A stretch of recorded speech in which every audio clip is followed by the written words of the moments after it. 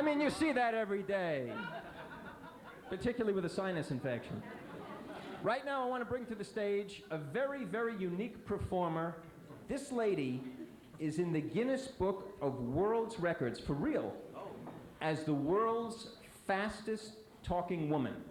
And if you listen to what she's saying, I mean, if you tape recorded it and slowed it down, you would hear every word pronounced. It's incredible. Ladies and gentlemen, my friend, a gal who's been entertaining people for many years. She's been on a million TV shows. She's always traveling around the country. Here she is, Fran Capo.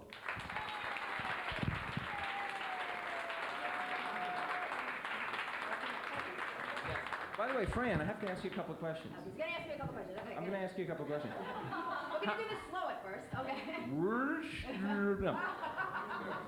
How did you start fast talking? Okay, this is what happened. I was working at WBLS FM radio doing the weather and traffic as this character, which was Junice Mae West's long-lost sister, so I was doing the weather and traffic like, ooh, today the weather is, you know. So I was doing like that. And what happened was this lady from the Daily News decided that she wanted to follow what I was going to do. So I was saying, she said, what are you planning on doing next? So I said, I think I'm going to break the Guinness Book of World Records for fast talking. She printed it in the paper, and the very next day, the Larry King Live people called me up on the show and asked me to break the record. And I was like, I didn't even know who Larry King was.